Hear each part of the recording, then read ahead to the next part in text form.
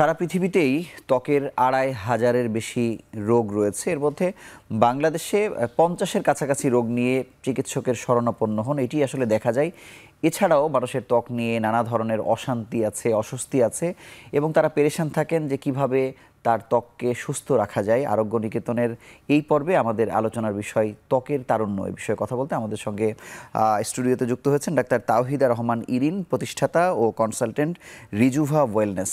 সঙ্গে আরও আছেন অধ্যাপক ডাক্তার আসিফুজ্জামান, বিভাগীয় প্রধান চর্ম ও যৌন রোগ বিভাগ, গ্রিন লাইফ মেডিকেল কলেজ হাসপাতাল।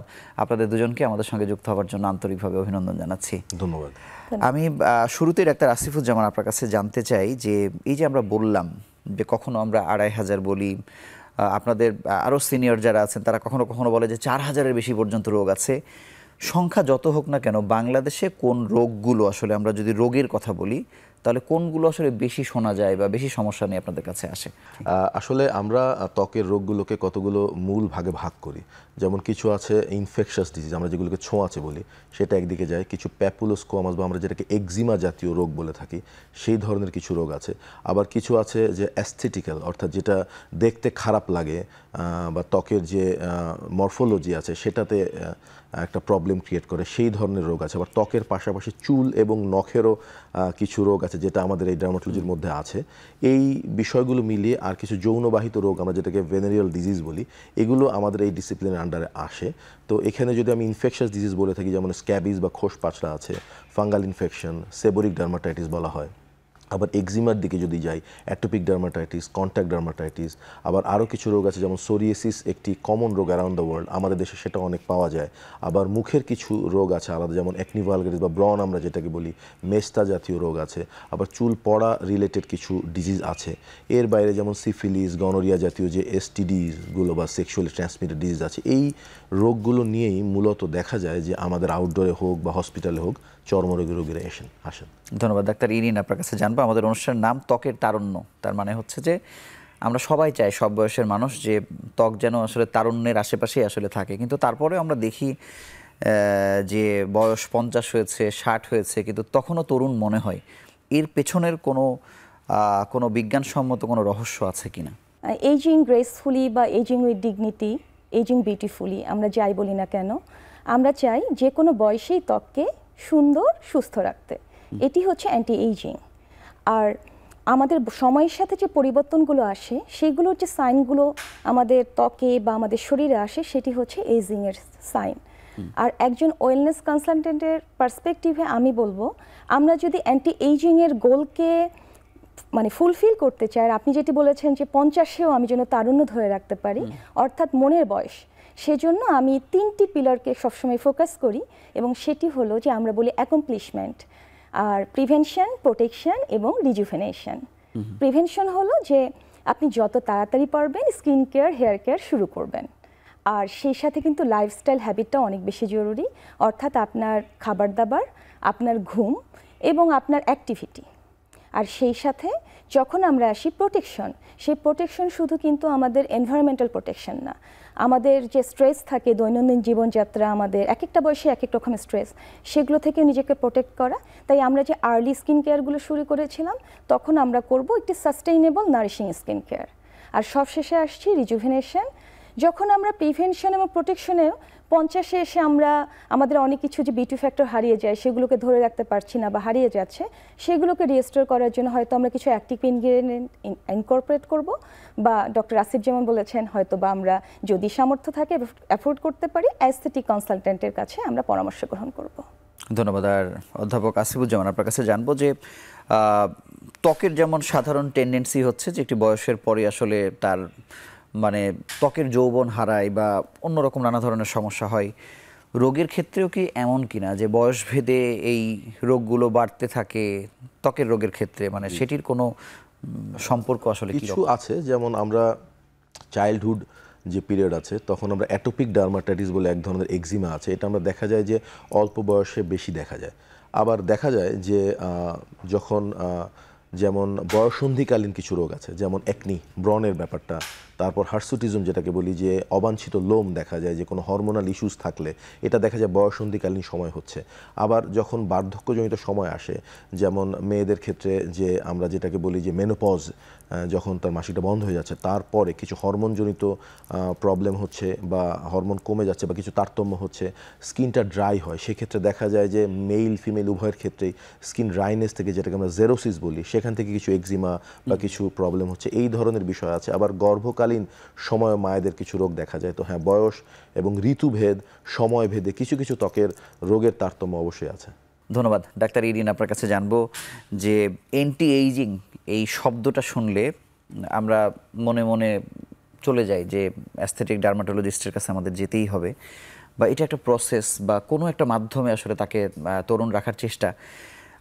কিন্তু এটা কি এমন যে আমি অ্যাস্থেটিক ডার্মাটোলজিস্টের কাছে গেলামই না, কোনো সেন্টারে গেলামই না, কিন্তু আমি এমন কোনো পথ বা এমন কোনো রাস্তা দিয়ে হাঁটলাম, আমি ওই প্রসেসটাকে গেইন করলাম বাড়িতে বসে, এমনও কোনো বিষয় আছে কিনা?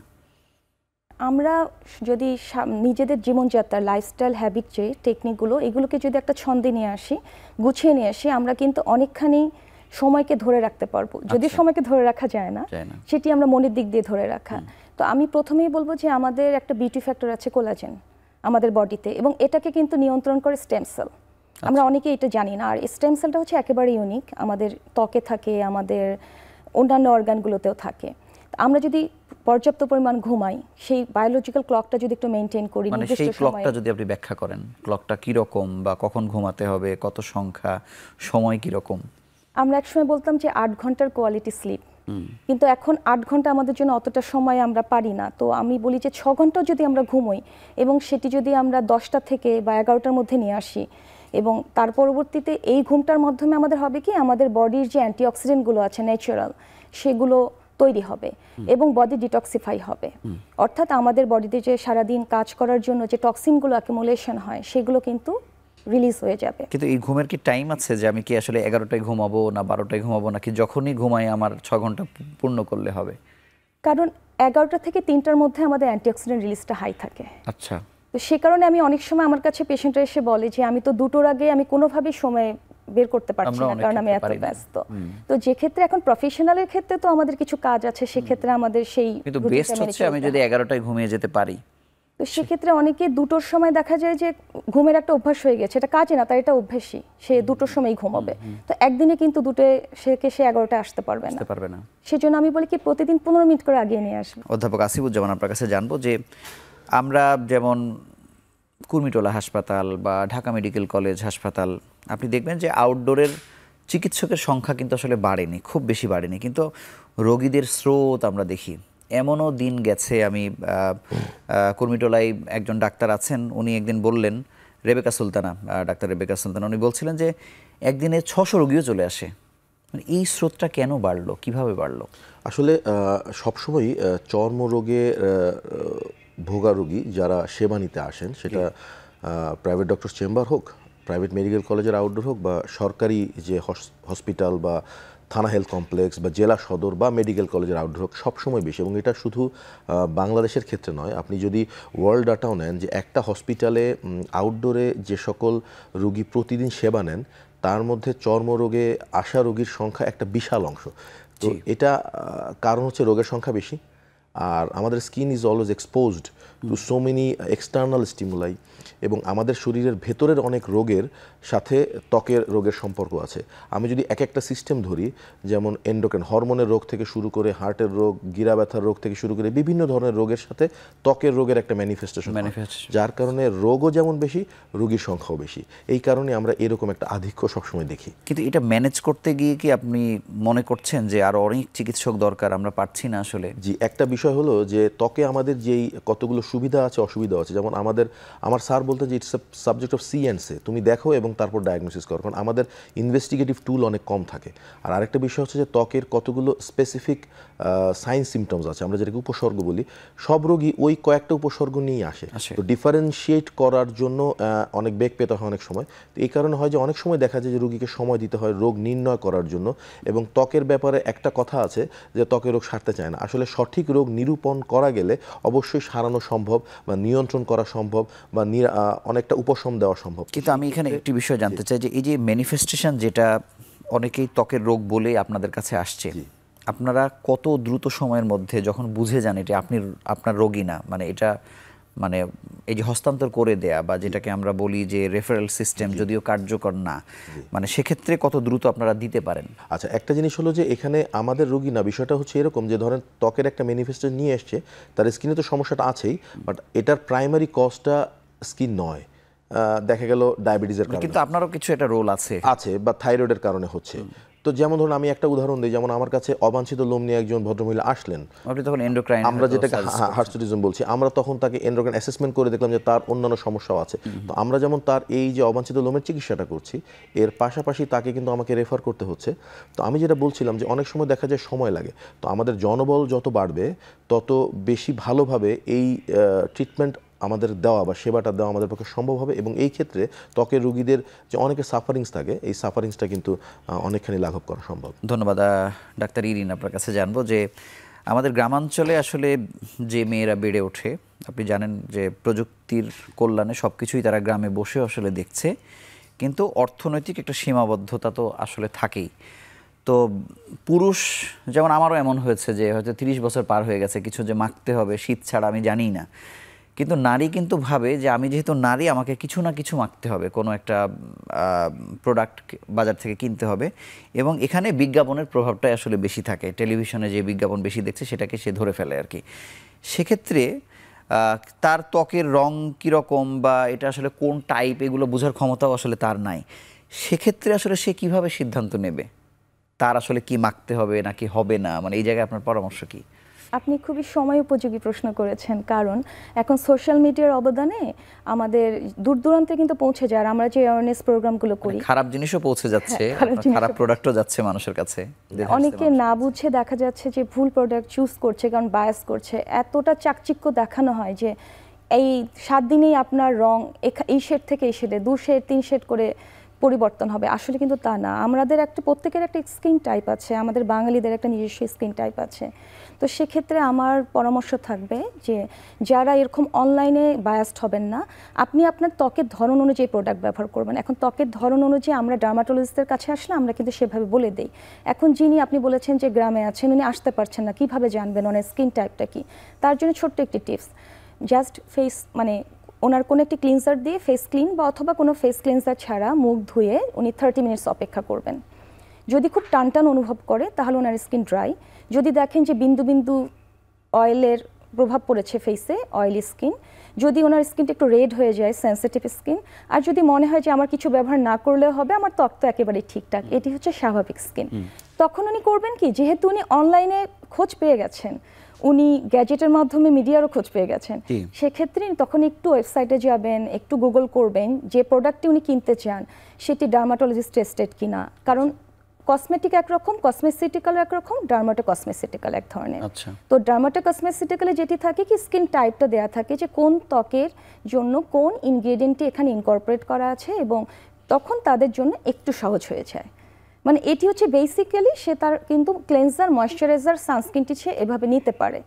এরপরে যদি কোনো কনসার্ন থাকে, আমরা কিন্তু এখন অনলাইনেও ডার্মাটোলজিস্টরা অ্যাভেলেবল, তো সেভাবে আমরা তাদেরকে পরামর্শ দিতে পারি। ধন্যবাদ অধ্যাপক আসিফুজ্জামান। শ্বেত রোগ আমরা শুনতাম হারিয়ে গেছে, বা কুষ্ঠরোগের একটি হাসপাতালও আছে, সেখানে দেখলে দেখা যায় যে আসলে কোনো রোগীই নেই, কিন্তু আবার কোনোভাবে আপনাদের কাছ থেকে আমরা শুনছি যে এই রোগটা আবার বাড়ছে। আসলে কেন বাড়ছে? আসলে এই শ্বেত আর কুষ্ঠ কিন্তু দুটো আলাদা। কুষ্ঠ হচ্ছে আমরা যেটা লেপ্রোসি বলি, এটি একটি ছোঁয়াচে রোগ, একটা মাইক্রোব্যাকটেরিয়া দিয়ে হয়, এবং এটা এখনও আছে, যদিও বাংলাদেশ সে গ্লোবাল যে ডাটা অনুযায়ী আমরা উই হ্যাভ এলিমিনেটেড ইট, মানে অলরেডি। কিন্তু শ্বেত রোগটা তো ভিন্ন জিনিস, সেটা হচ্ছে শরীরে ছোপ ছোপ সাদা দাগ দেখা যায়, আমরা যেটাকে অটো ইমিউন ডিজিজ বলে থাকি, অর্থাৎ আমাদের শরীরের রোগ প্রতিরোধকারী যে কোষগুলো আছে সেগুলো আমাদের যে রঞ্জক পদার্থ তৈরিকারী যে কোষ আছে যেটাকে আমরা মেলানোসাইট বলি, সেই মেলানোসাইটকে ধ্বংস করে ফেলে, যার ফলে ওই মেলানিন যেটা রং তৈরি করে, যে কারণে আমাদের রংটা এরকম যে ব্রাউন কালার, সেই রংটা চলে যায়, যার ফলে দেখা যায় যে জায়গায় জায়গায় সাদা হয়ে যায়। এটাতে কোনো সিমটম বা কোনো ধরনের চুলকানি জ্বালাপোড়া নাই, কিন্তু সমস্যা যেটা হয় যে মানসিকভাবে রোগীরা অনেক ভেঙে পড়েন, একটা সোশ্যাল ডিসক্রিমিনেশন হয়, দেখতে খারাপ লাগে, যার ফলে দেখা যায় যে তার কনফিডেন্স, তার কোয়ালিটি অফ লাইফ অনেকখানি হ্যাম্পার হয়। তো এই রোগটা আগেও ছিল, তো যেটা সমস্যা ছিল যে আগে চিকিৎসা ছিল না, কিছু মলম আমাদের কাছে ছিল, আমরা সেটা দিয়ে ট্রাই করতাম, ওইখানে ফেল হয়ে গেলে আর কিছু করার ছিল না। কিন্তু এখন এই শ্বেত রোগের চিকিৎসা এতদূর এগিয়েছে এবং আমাদের দেশেও আমরা সেই একেবারে অত্যাধুনিক যে লেটেস্ট ট্রিটমেন্ট মডালিটিসগুলো করতে পারছি, যেমন ফটোথেরাপি আছে, তারপরে কিছু নতুন ইমিউনোমডুলেটর ওষুধ এসছে, আর এর পাশাপাশি আমরা সার্জিক্যাল অপশনে চলে গেছি, আমরা যেটাকে মেলানোসাইট ট্রান্সপ্লান্ট বলছি, যেখানে স্টেবল ভিটিলিগো কোনো ট্রিটমেন্টে সারছে না, সেই ক্ষেত্রে আমরা শরীরের অন্য জায়গা থেকে, শরীরের রোগীর নিজের ত্বকের অন্য জায়গা থেকে স্কিন নিয়ে এসে আমরা একটা মেলানোসাইট একটা তৈরি করি সাসপেনশন, সেটার মাধ্যমে আমরা ট্রান্সপ্লান্ট করে আমরা কিন্তু সেই জায়গাতেও রংটাকে তার স্বাভাবিক অবস্থায় ফিরিয়ে আনতে পারছি, যার ফলে রোগীদের এই রোগের চিকিৎসা নেয়ার সংখ্যা এবং প্রবণতা বেড়েছে। আপনাকে অসংখ্য ধন্যবাদ। আমরা ছোট্ট একটি বিরতি নিয়ে আবার আলোচনায় ফিরছি।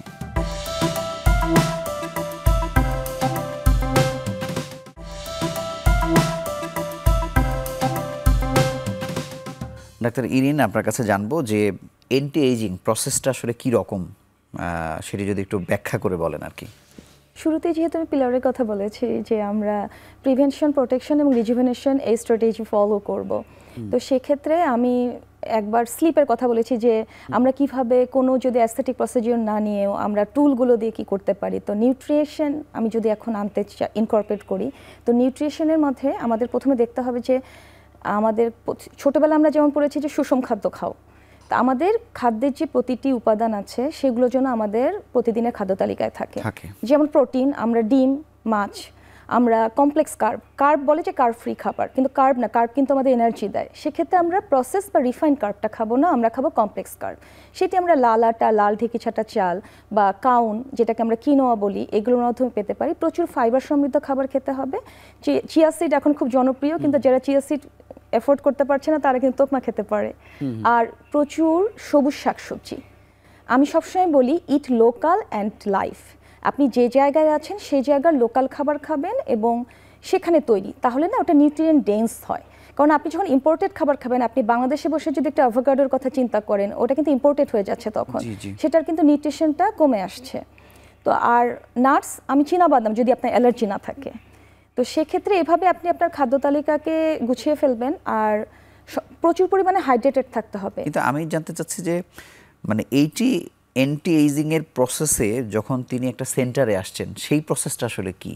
তখন আপনাদেরকে কোন কোন প্রসিডিউরের মধ্যে দিয়ে তার বয়স কমাচ্ছেন সেটি জানতে চাই। আমরা যেটি করি সেটি হচ্ছে যে একজন ক্লায়েন্ট যখন আসেন তার কনসার্ন করেন, জানান আমাদেরকে, এবং আমরা তার প্রবলেমটাকে অ্যাড্রেস করে কাস্টমাইজ ট্রিটমেন্ট দিয়ে থাকি। সেটির গোল হয় যে দুজনের সাথে একটা কোঅপারেশন, মানে ওনার এক্সপেকটেশন কি, আর ওনার এক্সপেকটেশন থাকলেই উনি কিন্তু সব কিছুই ওনার স্কিনে স্যুট নাও করতে পারে। যেমন উনি এখন 50 ইয়ার্স, ওনার অনেক স্যাগিনেস, উনি বলছেন যে আমি একটা হাইফু ট্রিটমেন্ট নেব। এখন কিন্তু এই যে নন ইনভেসিভ ট্রিটমেন্টগুলো অনেক বেশি জনপ্রিয়। এই হাইফু ট্রিটমেন্টের মাধ্যমে আমি একেবারেই আমার বলিরেখা বা রিঙ্কেলগুলো সরিয়ে ফেলতে চাই, তখন কিন্তু সেটি সম্ভব না। তার ক্ষেত্রে হয়তো আমাদের আরেকটু ইনজেক্টেবল কিছু, যেমন বোটক্স বা তার ভলিউম যে লস হচ্ছে সেগুলোর জন্য আমরা ফিলার, এ ধরনের প্রসিডিউরের কথা তাদেরকে সাজেস্ট করে থাকি। আর সেক্ষেত্রে আমরা সাধারণত অ্যান্টি এজিং, অনেকে এসে বলে যে কোন বয়স থেকে আমরা শুরু করব, কোন বয়স থেকে নেব। যেহেতু 25-এর পরেই আমাদের কোলাজেনটা কমতে থাকে, যেমন 20-এর পরে আমাদের 1% কোলাজেন কমে, 30-এর পরে আমাদের সেটি 20%-এ চলে যায়, 30-র পরে 40%, এবং দেখা যায় যে আর্লি মেনোপজ, তখন আমাদের অনেকখানি কোলাজেন কমতে থাকে। তখন আমরা যে 25 বছরের একজনকে যে ধরনের অ্যাস্থেটিক ট্রিটমেন্টগুলো দিয়ে তার প্রবলেমগুলো সলিউশন সম্ভব, 50 বা 60-তে কিন্তু সেটি সম্ভব না। তো আমরা সেখানে লেভেল অনুযায়ী আছে, যেমন আমাদের নন ইনভ্যাসিভ এবং ইনভ্যাসিভ, এভাবে আমরা দুভাগে ভাগ করে থাকি। সার্জারিরও কোনো ইস্যু আছে কিনা? অবশ্যই সার্জিক্যাল আছে, এবং ইনভ্যাসিভের মাঝে আমরা আবার সার্জিক্যাল ইস্যু থাকে, কসমেটিক সার্জারি বলি সেটিকে আমরা। তো 25 বছর বয়সের অ্যান্টি এজিংয়ে আমরা সাধারণত ল্যাকটিক পিল, প্রোবায়োটিক পিল, গ্লাইকোলিক, এই ধরনের পিলগুলো বলে থাকি। কিন্তু একটু যখন বয়স হয়ে থাকে যে 30-40, তখন কিন্তু আমরা অ্যান্টি এজিং কেমিক্যাল পিল, যেমন রেটিনল বা আর্জিনিন পিল, এগুলো হচ্ছে সবাই কিন্তু করতে মানে আপনি পারে। বয়স অনুযায়ী চেষ্টা করেন কাকে কিভাবে সম্ভব আর কি সুস্থ করা বা এই প্রসেসের মধ্যে দিয়ে যাওয়া। ধন্যবাদ। অধ্যাপক আসিফুজ্জামান, আপনার কাছে জানবো যে বাংলাদেশে আপনি জানেন যে 98% ওষুধ বাংলাদেশ এখন উৎপাদন করছে এবং সারা পৃথিবীতে যেই ওষুধটি 10,000 টাকায় পাওয়া যেত সেটি বাংলাদেশ যখন তৈরি করেছে এটা 2,000 টাকায় পাওয়া গেছে। যদিও এখানে রপ্তানিযোগ্য হলে আবার অনেক প্রসিডিউরের কারণে দামটা অনেক বেড়ে যায়, কিন্তু আমরা আসলে এই ত্বকের প্রোডাক্টগুলোর ক্ষেত্রে দেখি যে একজন রোগীদের অভিযোগ থাকে যে আমি চিকিৎসকের কাছে গেলাম, উনি হয়তো 1,000-1,500 টাকা নিল, কিন্তু প্রোডাক্ট আমাকে ধরিয়ে দিল হচ্ছে 10,000 টাকার বা 15,000 টাকার। মানে এই প্রোডাক্টের দামগুলো আসলে কেন কমে না? মানে এখানে আপনাদের ব্যাখ্যাটা কি? একটা বিষয় হলো যে স্কিনে আমি যেটা বলছিলাম যে 2-3টা ভাগ আছে। তো আমরা যখন ক্লিনিক্যাল ডার্মাটোলজির কথা বলছি, যেমন আমি যেই রোগগুলো নিয়ে এতক্ষণ কথা বলছিলাম, এই রোগগুলোর যে ওষুধগুলো আছে আমাদের লোকালি ম্যানুফ্যাকচার্ড পাওয়া যাচ্ছে, এগুলোর দাম কম। কিন্তু আমি যখন অ্যাস্থেটিক ট্রিটমেন্টের কথা বলছি, যে এখানে যেই ওষুধগুলো আমাদের লাগছে বা যেগুলো আমরা ব্যবহারের জন্য দিচ্ছি বা সেবনের জন্য, সেগুলো তো আমরা তৈরি করছি না। হ্যাঁ, এখন ওই যখন বাইরে থেকে আসছে তো ওইভাবেই দামটা, এই কারণে আপনি যেটা বলছিলেন যে আমাদের এখানে যে এক্সপোর্ট হচ্ছে বেড়ে যাচ্ছে, ওরা যখন ইম্পোর্ট করে আনছে ওই কারণে বেড়ে যাচ্ছে। আমাদের অদূর ভবিষ্যতে যখন আমাদের কোম্পানিগুলো, এখন অনেক কোম্পানি তৈরি করছে, যেমন আমাদের হেয়ার গ্রোথের ওষুধ মিনক্সিডিল ছিল না এক সময়, এখন তৈরি হচ্ছে। আমরা ফিনেস্টার একটা ওষুধ দেই, আমাদের দেশের একটি কোম্পানি মাত্র বানায়, অনেক সময় দেখা যায় আউট অফ মার্কেট আছে। বা বায়োটিন ছিল না, এখন আছে। যেমন সানস্ক্রিন ছিল না, এখন আমাদের দেশের 2-1টি কোম্পানি বানাচ্ছে। তো আরও যেই বিষয়গুলো আছে এগুলোকে অ্যাড্রেস করে যদি পেশেন্ট ডিমান্ড অনুযায়ী ওষুধগুলো আমাদের লোকালি ম্যানুফ্যাকচার করা যায়, আমার বিশ্বাস দাম কমে আসবে। এই দামের প্রসঙ্গ সম্পর্কে আপনার ব্যাখ্যাটা আসলে কি? কিছুটা ট্যাবিউ আছে যে বাইরের ইম্পোর্টেড প্রোডাক্ট হলেই সেটি ভালো হবে। আচ্ছা, হ্যাঁ, এটি অনেকের ধারণা। সে কারণে যদিও কিছু লোকাল প্রোডাক্টও আমরা এখন কিন্তু, যেমন ডক্টর আসিফ বলেন, আমরা এখন সানস্ক্রিন তৈরি করছি এবং এটি কিন্তু আমাদের অ্যান্টি এজিং বলুন, স্কিন কেয়ারের মেইন স্টেপল। কিন্তু যত ওষুধ একটা অ্যাস্থেটিক সেন্টারে ব্যবহার হয় বা একজন চিকিৎসক লিখছেন, তার কত অংশ বাংলাদেশ থেকে পাওয়া যাচ্ছে আর কত অংশই বা বাইরে থেকে নিয়ে আসা লাগছে, এটা রেশিওটা কেমন? রেশিওর ক্ষেত্রে আমাদের বেসিক স্কিন কেয়ার এখন আমরা ক্লিনজার মানে বাংলাদেশে তৈরি হচ্ছে, ময়শ্চারাইজারও তৈরি হচ্ছে, সানস্ক্রিনে তৈরি হচ্ছে। তবে ডিপেন্ড করবে যে অবশ্যই পেশেন্টের এফোর্ট। তবে অ্যাস্থেটিক সেট আপ বা ওয়েলনেসের ক্ষেত্রে আমি যদি বলি যে আমাদের অধিকাংশ পেশেন্টই তারা তাদের একটু ইম্পোর্টেড প্রোডাক্টের প্রতি, কারণ যারা একটু অ্যাডভান্সড অ্যাস্থেটিকের কথা চিন্তা করে তারা হয়তো দেখছে যে এই প্রোডাক্টটা পৃথিবীতে আছে, কাজ করছে, সে সেটা নিতে চায়, কারণ সেলিব্রিটিরা ব্যবহার করছে, সেলিব্রিটি এন্ডোর্স যে প্রোডাক্টগুলো। তবে যারা এই টিনেজাররা যখন আমাদের কাছে আসে বা স্টুডেন্টরা আসে, তারা কিন্তু একটা বাজেট ফ্রেন্ডলি প্রোডাক্ট আমার কাছে এক্সপেক্ট করে। তখন আমি তাদেরকে কাস্টমাইজ করে আমাদের দেশে যে প্রোডাক্টগুলো তাদের জন্য স্কিন ফ্রেন্ডলি, তাদের ত্বকের ধরন অনুযায়ী, সেগুলোতেই মোটিভেট। কিন্তু এরকম কি মনে হয় যে অনলাইনে একটা দাম আমি যেমন দেখছি বিদেশে, সেটা ইম্পোর্ট হয়ে আসতে আসতে বাংলাদেশে বাজার মূল্য অনেক বেড়ে যাচ্ছে, এমন কি আসলে হয়? কিছুটা বেড়ে যায়, কারণ ভ্যাট, ট্যাক্স এবং আপনার সাথে শিপমেন্ট অনেক কিছু ইস্যু থাকে, বিএসটাই, এই সকল কারণে তো অবশ্যই বেড়ে যায়। আরো তো সহজ করা যায় বা সহজ হওয়া উচিত, আপনি কি মনে করেন? কারণ বেশি মানুষকে তো আমরা আসলে সার্ভিস দিতে চাই। আমরা যদি ম্যাস গ্রুপে দিতে চাই, আমরা ডক্টর আসিফের সাথে আমি সহমত, আমাদের দেশে ম্যানুফ্যাকচার করব, কারণ আমাদের দেশ অ্যাক্টিভ ইনগ্রেডিয়েন্টে কিন্তু অনেক রিসোর্সফুল।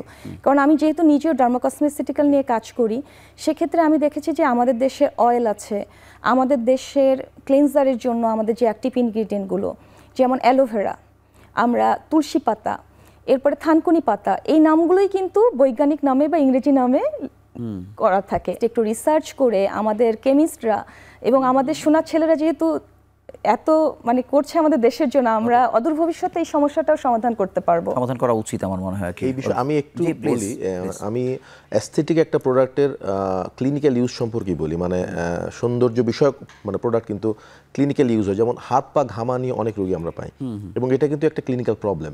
আপনি অনেক প্রফেশন আছে যেখানে আপনি এই একটা কারণে আপনি জবে যেতে পারছেন না, তো আমরা বোটুলিনাম টক্সিন ইউজ করি একটা পর্যায়ে গিয়ে ইনজেক্ট করার জন্য। তো আমাদের দেশে তৈরি হয় না। আমরা বোটুলিনাম টক্সিন আবার নিউরোলজিস্টরা তাদের বিভিন্ন রোগে ব্যবহার করছেন, অনেকটা লাইফ সেভিং বা লাইফ চেঞ্জিং হিসেবে। তো আমাদের এই একটা সেশনে কত খরচ পড়বে এটা ডিপেন্ড করে বোটুলিনাম টক্সিনের দামের উপরে। আমরা যখন অরিজিনেটর ব্র্যান্ড দিতে যাই, আমরা অনেক অল্প দামে শুরু করেছিলাম, এটা বাড়তে বাড়তে এখন 25,000 টাকার উপরে চলে গেছে এক ভায়াল, মানে 100 ইউনিট। আমার যদি 2 হাতে 100 ইউনিট লাগে, তো একটা সেশনে যদি ওষুধের দামই পড়ে যাচ্ছে 25,000-এর উপরে, এটা অনেকের পক্ষেই 6 মাস অন্তর অন্তর করা যাচ্ছে না। এই ক্ষেত্রে যদি আমাদের দেশে ম্যানুফ্যাকচার হয় এই বিষয়গুলো, তাহলে কিন্তু অনেক অল্প খরচে আমরা চিকিৎসা দিতে পারি।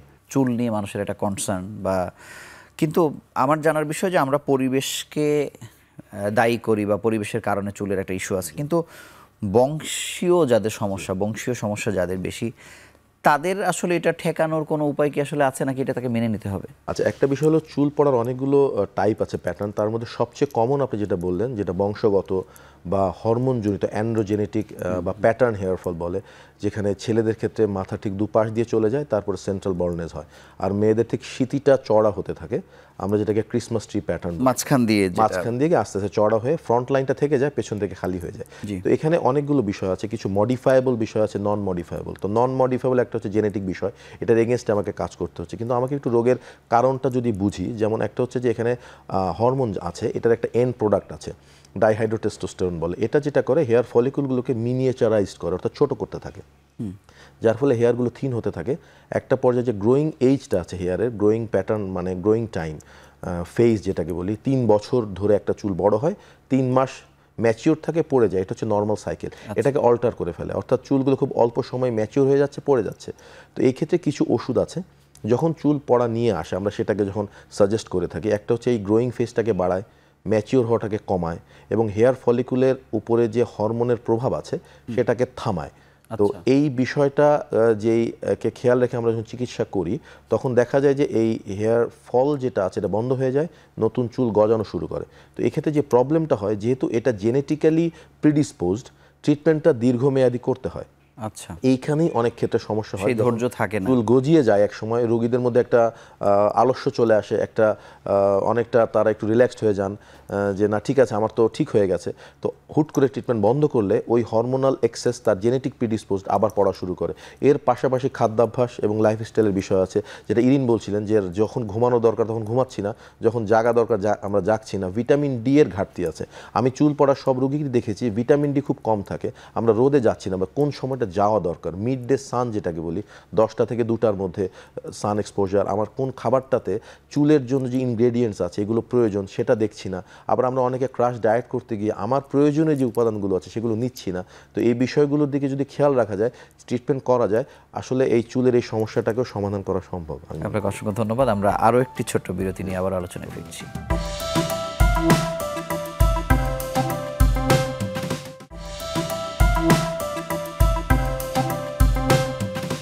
ডাক্তার ইরিন, আপনার কাছে জানবো যে পিআরপি মানে এটা খুব বিশ্বব্যাপী স্বীকৃত একটি পদ্ধতি, কিন্তু যারা এই চুলের ট্রিটমেন্ট নিতে গেছেন তাদেরকে একসাথে অনেক কিছু মানতে হয়। একটা হচ্ছে যে পিআরপি নিতে হচ্ছে, তাকে খাওয়ার ওষুধ খেতে হচ্ছে, আবার অনেক কিছু মাখতে হচ্ছে। এই কম্বিনেশন আসলে যত কস্টলি সব কিছু মিলে, এটা কত অংশ মানুষ আসলে এই ধারাবাহিকভাবে এটা টেনে নিয়ে যেতে পারে, এটা কি আসলে পারা যায় কি না, আপনি কি মনে করেন? আমাদের যখন হেয়ার লসের ইস্যু নিয়ে আসে, ডক্টর আসিফ যেটি বলেছেন যে সব দিক দিয়েই আমাদের খেয়াল রাখতে হবে, এর কারণ এবং কি কারণে হচ্ছে, আর তার সেটি হেয়ারের শ্যাফট বলি বা হেয়ার ফলিকল কতখানি তার ইনট্যাক্ট আছে, বা আমাদের চুলের যে ত্বক, স্ক্যাল্প, এই সব কিছু কিন্তু আমরা অ্যানালাইসিস করে সেভাবে একটা ট্রিটমেন্ট প্ল্যান দিয়ে থাকি। এবং সেই সাথে ভিটামিন ডি খুবই কার্যকরী একটি ভিটামিন ডি, এবং সেটিকে অ্যাবজর্পশনের জন্য কিন্তু ম্যাগনেসিয়াম এবং জিঙ্কও দরকার। তো সেভাবে আমরা প্রোটোকলের সাথে পিআরপিটা অ্যাডভাইস করে থাকি। শুধু হেয়ার লস না, যাদের নর্মাল চুল আছে, তারা যদি চুলটাকে মেনটেন করতে চায়, আগে যেমন আমরা চুলে তেল দিতাম বা এখনও অনেকে দেই, সেরকম কিন্তু হেয়ার কেয়ারের একটি অংশ হয়ে দাঁড়িয়েছে পিআরপি। আপনার ড্যান্ড্রাফ বলুন বা হেয়ার লস বলুন, যে কোনো কিছুতেই পিআরপি আপনি নিতে পারেন। তো সেক্ষেত্রে ডিপেন্ড করবে কতগুলো সেশন কার জন্য দরকার। তো অনেক ক্ষেত্রে হয় কি যে চুলের যে কোনো ফেজ কিন্তু 6 মাসের মতো, চুলের গ্রোথটা আসতেই আমাদের 6 মাসের মতো সময় লাগে, কারণ অনেকগুলো ফেজ আছে এখানে। তো সেক্ষেত্রে পেশেন্টরা 2-3টি নেয়ার পরেই তারা এক্সপেক্ট করতে থাকে আমার মাথা ভর্তি চুল হয়ে যাবে, যাদের হেয়ার লস আছে। দুটো বিষয়, একটা হচ্ছে মাথা ভর্তি চুল হয়ে যাবে, আবার একটা গ্রুপের হয়তো দেখা যাচ্ছে যে উনি এটা টেনে নিয়ে যেতে পারছেন না। বাস্তবতা কিন্তু আসলে দুটোই। কিন্তু আমি আরেকটি সম্পূরক প্রশ্ন আপনাকে করতে চাই। আমি বাংলাদেশে ঢাকা শহরে দেখেছি যে একটি পিআরপি 16,000 টাকাতে হচ্ছে, 5,000 টাকাতে হচ্ছে, 2,000 টাকাতে হচ্ছে, আবার 10,000 টাকাতে হচ্ছে। এই যে বৈচিত্র্যময়তা, এবং আপনি একটা টেস্টের ক্ষেত্রেও দেখেন যে একই মেশিন হয়তো ব্যবহার করছে, খরচের তারতম্য অনেক বেশি, কিন্তু এখানে ঘটনাটা আসলে কি? তাহলে আমি 2,000 টাকাতেই যা সার্ভিস পাবো, তাহলে 16,000 টাকা থেকে আমি একই সার্ভিস পাচ্ছি, দামের ভিন্নতা, নাকি হচ্ছে এখানে কোয়ালিটিগত কোনো ইস্যু আছে, কম্প্রোমাইজ করা হচ্ছে? পিআরপির ক্ষেত্রে কিন্তু অনেকগুলো স্টেপ ফলো করতে হয়। আপনার স্যাম্পল কালেকশন এবং পিআরপি টিউবটি অনেক ইম্পর্টেন্ট, এবং সেই টিউবটির প্রাইস ভ্যারি করে। এরপরে আসছে আমরা সেন্ট্রিফিউজ করি, কতখানি সেন্ট্রিফিউজ করছি, ডাবল সেন্ট্রিফিউজ, এই মেশিনেরও কিন্তু প্রাইস ভ্যারি করে। এরপরে আরেকটি হচ্ছে ফটো অ্যাক্টিভেশন। অনেকে আমরা জানি না যে ফটো অ্যাক্টিভেট করতে হয়। আমরা পিআরপি স্যাম্পল যে কারেকশন করি সেন্ট্রিফিউশনের পরে, এই ফটো অ্যাক্টিভেশনের ফলে আমাদের পিআরপি যে গ্রোথ ফ্যাক্টর এর কনসেন্ট্রেশন আরও বেড়ে যায় এবং আরও অ্যাক্টিভ হয়, আপনার রেসপন্স আরও ভালো হয়। তো এতগুলো পদক্ষেপ আপনি যখন নেবেন এবং আপনার সেন্টারের কোয়ালিটি আপনি মেনটেন করা, স্টেরিলাইজেশন এবং আপনার স্কিল প্রফেশনালের কাছে আপনি এত কিছু সব কিছু যখন মেনটেন করবেন, অবশ্যই কিছুটা ভ্যারিয়েশন আসবে, তবে অবশ্যই খুব বেশি না, একটা মাঝামাঝি।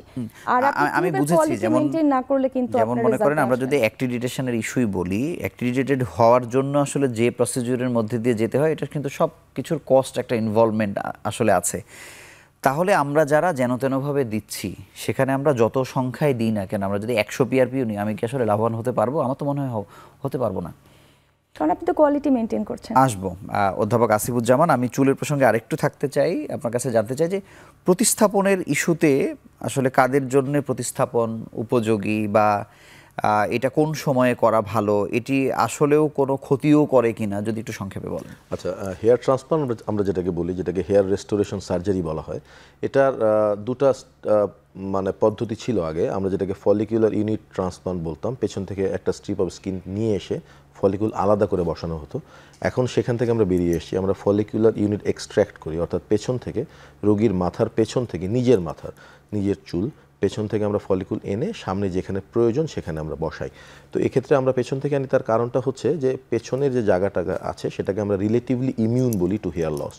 এখন বিষয় হলো যে দুটো ইস্যু আছে, একটা হচ্ছে আপনার প্রোগ্রেসিভ হেয়ার ফল আছে কিনা, যে আপনি প্রোগ্রেসিভ অ্যান্ড্রোজেনেটিক হেয়ার ফলে আছেন। তো এই ক্ষেত্রে যেটা করা হয় যে আপনাকে প্রথমে ট্রিটমেন্ট করা হলো, তো ট্রিটমেন্ট করার পরে কিছু জায়গায় ধরেন চুল গজালো, কিন্তু যেখানে হেয়ার ফলিকুল টোটালি শাটডাউন করে গেছে বা ডেস্ট্রয়েড হয়ে গেছে, ইনকেপেবল টু প্রডিউস হেয়ার, তো স্টেবল অবস্থাতে আমরা যদি পেছন থেকে তখন চুল আনি বা আমরা যেটাকে ট্রান্সপ্লান্ট বলি, তার প্রয়োজন অনুযায়ী এখানে কিছু হিসাব নিকাশ আছে, মাপযোগ আছে। তো এই ক্ষেত্রে এটা খুবই কার্যকরী একটি চিকিৎসা পদ্ধতি হিসেবে কাজ করে।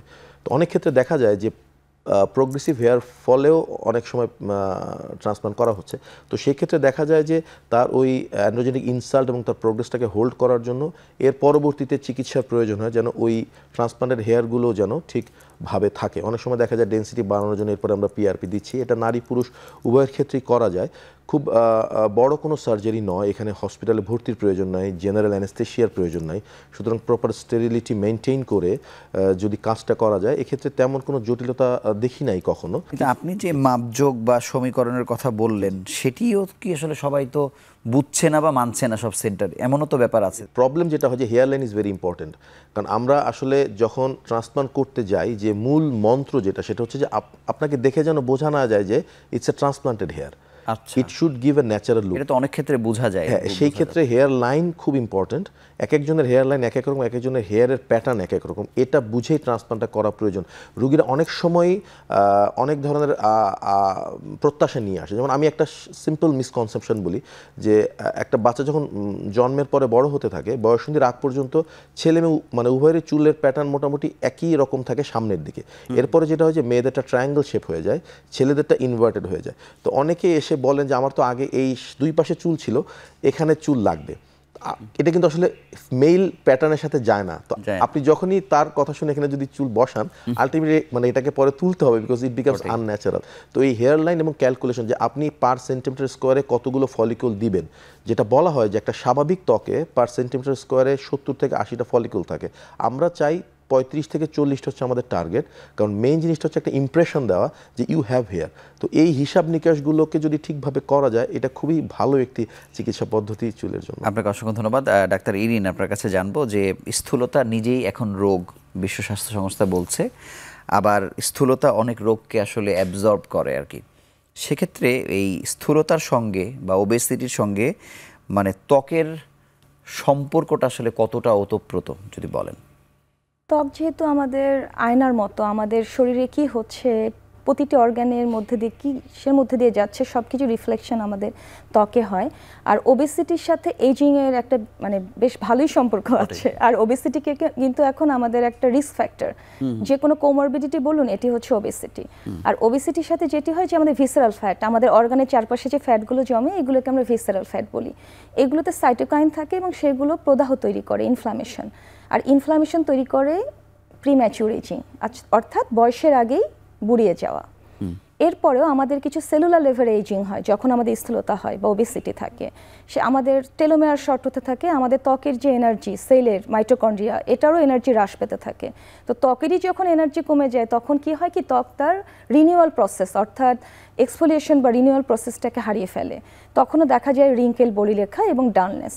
এরপরে আমাদের লো সেলফ এস্টিম, আমাদের কনফিডেন্সের অভাব, স্থূলতার কারণে এগুলো তো আছে, যেগুলো আমাদের স্ট্রেস হরমোন কর্টিসলকে বাড়ায়। আর কর্টিসল বাড়া মানেই আমাদের এইজিং, যেটি আমাদের প্রিম্যাচুর এইজিং সব কিছুকে ত্বরান্বিত করে।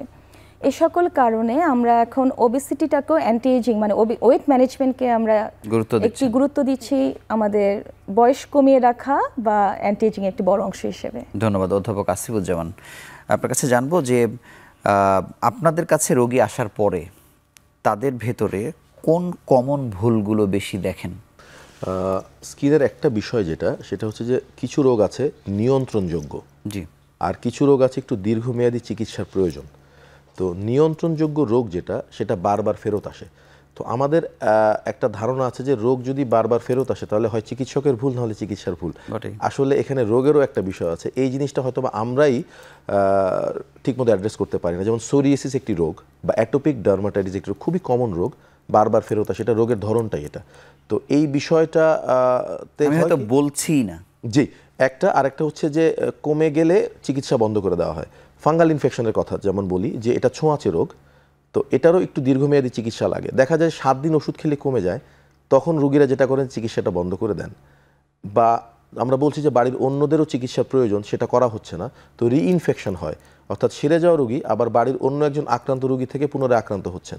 এই বিষয়টা আছে। পরিষ্কার পরিচ্ছন্নতার বিষয়গুলো বলে দেই।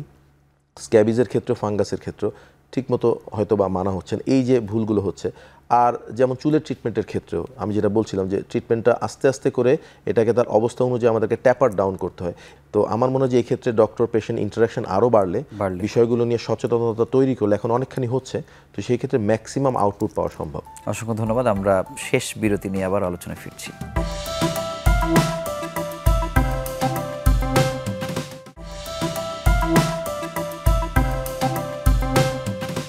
ডাক্তার ইরিন, আপনার কাছে জানবো যে একইভাবে অ্যাস্থেটিক ট্রিটমেন্ট নেয়ার প্রবণতা তরুণদের ভেতরে, বিশেষ করে তরুণীদের ভেতরে বাড়ছে। তারা কতটা সর্বনাশ করে নিয়ে আপনাদের কাছে আসেন, কি করে আসেন? প্রথমত তারা শুরুতেই যে ভুল প্রোডাক্ট ব্যবহার করে আসেন। একটা সময় ছিল যে তারা না জেনে ভুল প্রোডাক্ট ব্যবহার করেই যেত। তো কিছুটা সচেতনতার কারণে আমাদের কাছে এসে বলে যে আমি এই ভুল করেছি, আমাকে এটা রিকভার করে দেন। যেমন রং ফরশেকারি ক্রিম, সেটা কি রিকভার কতটা হয়? রিকভার এখন সম্ভব, যেহেতু আমরা এখন বাংলাদেশি আধুনিক চিকিৎসা পদ্ধতিগুলো আমরা করছি এবং অভিজ্ঞ চিকিৎসক আছেন আমাদের দেশে। যেমন আমি ছোট্ট একটু উদাহরণ দিই যে রং ফরশেকারি ক্রিম, এটি ব্যবহারের ফলে তাদের স্কিন পাতলা হয়ে যায়, সেখানে ব্রণ দেখা দেয়, তাদের নিচের যে ভেসেলগুলো আছে সেগুলো ভিজিবল হয়ে যায়, এবং রং ফর্সা যে কারণে ব্যবহার করছে সেটির উল্টো ইফেক্ট হয়। ত্বকে দেখা যায় যে আনইভেন টোন, ডার্ক প্যাচ, এবং সেই সাথে অবাঞ্ছিত লোম অর্থাৎ আনওয়ান্টেড হেয়ার। তো কেউ এতগুলো প্রবলেম কিন্তু সবগুলো নিয়ে আসে, আবার অনেকে আসে কিছু অংশ নিয়ে। তো সেক্ষেত্রে আমাদের যদি আনওয়ান্টেড হেয়ার নিয়ে আসে, আমরা প্রথমে হেয়ার রিডাকশন, কারণ আনওয়ান্টেড হেয়ারে আরও কিছু কারণ আছে, যেমন ওবেসিটি আছে বা হরমোনাল ইস্যুস থাকে। কিন্তু রং ফরশেকারি ক্রিমের কারণে যখন তারা আনওয়ান্টেড হেয়ার নিয়ে আসে, তখন দুটো জিনিস যদি একসাথে থাকে, আনওয়ান্টেড হেয়ার এবং স্কিন পাতলা হয়ে যাওয়া, আর তখন আমরা স্কিনের থিকনেসটাকে বাড়ানোর চেষ্টা করি, অর্থাৎ স্কিন ব্যারিয়ারটা যেন স্ট্রং থাকে। সেক্ষেত্রে আমরা কাস্টমাইজ ট্রিটমেন্ট, আমরা পিআরপির মাধ্যমে সেটি করতে পারি, বা অন্যান্য আমাদের অনেক ধরনের স্কিন বুস্টার ট্রিটমেন্ট আছে, এগুলো অনেকটা অ্যাফোর্ডেবল। এবং কিছু ক্রিম তারা ব্যবহার করে এমন অবস্থা নিয়ে আসে যে বার্ন হয়ে আসে, কেমিক্যাল বার্ন হয়, সেক্ষেত্রে এটি অনেক সময় ইরিভার্সিবল। সানস্ক্রিন ব্যবহার করার প্রবণতাই বাংলাদেশে নাই। আমরা হয়তো ওই আপনাদের কাছে গেলে হয়তো আপনি বলছেন, কিন্তু এটা যে একটা দরকারি বিষয়, এমন দরকারি বিষয়গুলো আসলে কি? হ্যাঁ, আমি সানস্ক্রিন দিয়েই বলতে চাই যে সানস্ক্রিন প্রয়োজন, কারণ হচ্ছে যে ত্বকের বয়সের ছাপের একটা বিষয় আছে, ত্বকের আরও কিছু বিষয় আছে যেগুলো আমরা সানস্ক্রিনের মাধ্যমেই প্রিভেন্ট করতে পারি। আর এই অ্যাস্থেটিকের বিষয়টা হচ্ছে prevention is always better then cure. কারণ আপনি যখন ট্রিটমেন্টে যাচ্ছেন খরচ বাড়ছে, প্রিভেনশন করে গেলে কিন্তু অনেক বিষয় আছে। ধূমপানের একটা বিষয়, আমরা ধূমপানের সাথে হার্টের সমস্যা বুঝি, আমরা ধূমপানের সাথে লাংসের সমস্যা বুঝি, কিন্তু ধূমপান কিছু কিছু স্কিনের এত ক্ষতি করে, যেমন একজন ধূমপায়ী ব্যক্তি যত দ্রুত বুড়িয়ে যাবেন, একজন অধূমপায়ী ব্যক্তি ইভেন একজন মদ্যপান যিনি করছেন তাকে তো দেখে চেনা যায় পর্যন্ত। এক্স্যাক্টলি, এই বিষয়গুলো আছে। আমি খাবারের যে ইনগ্রেডিয়েন্টসগুলো বলছিলাম, আমাদের vitamin A is very important for আমার স্কিন। আমি মিষ্টি কুমড়া গাজর খাচ্ছি কিনা, আমার আয়রন কন্টেন্ট আছে কিনা, মেয়েদের ক্ষেত্রে আয়রন কমে যায় কিছুটা ফিজিওলজিক্যাল কারণে, খাবারের কারণে। তো কচু নর্মাল জিনিস, কলা খেতে পারে। তো এই যে খাবারের বিষয়গুলো খুবই মানে সহজলভ্য উপাদান। আমার ঘুমের বিষয়টা, স্ট্রেস, সাইকোলজিক্যাল স্ট্রেস স্কিনের উপর, চুলের উপর বিশাল বড় প্রভাব ফেলে। আর আমি যে বিষয়টা বলতে চাই যে অনেকের ক্ষেত্রে অনেক বেশি স্কিনে করতে চান। আমি সবসময় রুগীদের একটা কথা বলি, too much of something is very bad for skin. আপনি স্কিনকে যত কম, একটা অল্প বিস্তর তো করতেই হবে, যত কম আপনি নাড়াচাড়া করবেন আপনার স্কিন তত ভালো থাকবে। অনেকে আমাদের কাছে আসেন, সকালে একটা সানস্ক্রিন, তারপর একটা ময়শ্চারাইজার, তারপরে টোনার, ক্লিনজার, অনেক কিছু।